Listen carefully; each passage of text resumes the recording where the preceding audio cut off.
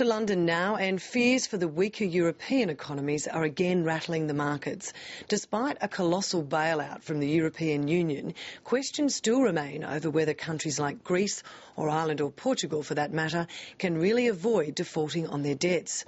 Adding to that is the huge exposure of some of Europe's biggest banks and the discovery that they hid that exposure during the recent stress tests.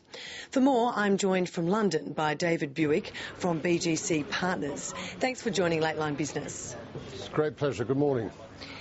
It's all a bit of a toxic mix. If we look at the issue of sovereign debt, bond giant PIMCO says Greece is insolvent and that countries such as Spain and Ireland are going to find it very difficult to pay back the interest on their debts. Do you agree? Well, in essence, I would agree, but I also have to slightly cynically take into account that PIMCO are probably the best of the bond dealers in the world, and you wonder how much of their position is behind that. But no, taking the cynicism away, that's absolutely fair. But I think the greatest problem we've got all round is debt.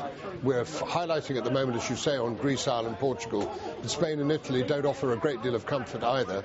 And also we're beginning to see industrial unrest on the streets of France. President Sarkozy wants to implement some fairly modest cuts in comparison to other countries, and has been met with a ball of resistance. Also, we haven't in the UK started our period of austerity, and we're not going to know what's inside Pandora's box until perhaps around the 20th of October, much of it not to be implemented till the new year. And I think the other distressing thing is that the stress test issues, which we had last month, appear to have been way short of what was required. Because the fact remains now, it appears that the German banks are going to require potentially as much as another 105 billion euros worth of fresh capital. And one thinks of Germany as being one of the stronger countries.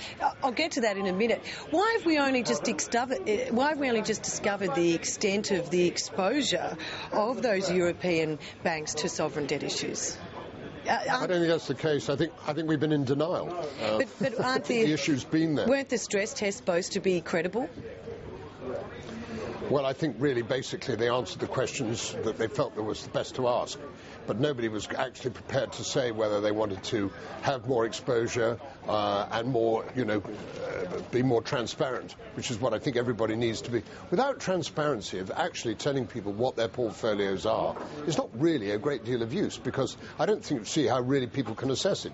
All right, the central banks have a pretty good handle on it, but on the other side of the coin, some of the central banks you wouldn't think had the greatest commercial brains in the world in deciding what was good debt and what was bad debt. And I think this is the problem.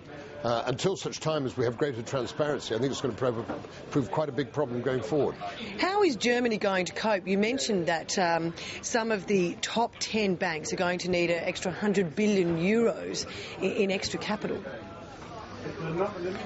Well, when you think where they're actually coming from, it is probably some of the better banks as well. We know that the problems existed with the Landesbanks, and that's going to be a problem that's going to take probably at least another 5 years to sort out. But I think in the nature of the fact that Germany's market is much stronger, much more robust, and that I think they will raise this money. I won't say without difficulty, because there's a cost to all these things. But what really creates the bigger problem is the German voters are going to turn round to Angela Merkel, Chancellor Merkel, and say, how much longer must we actually pay for other people's misdemeanours?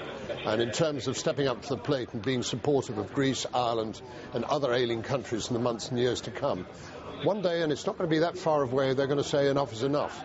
And that, I think, what everybody is very, very worried about. David Buik, we'll leave it there. It sounds like a busy morning in London, but thanks very much for joining us. Pleasure.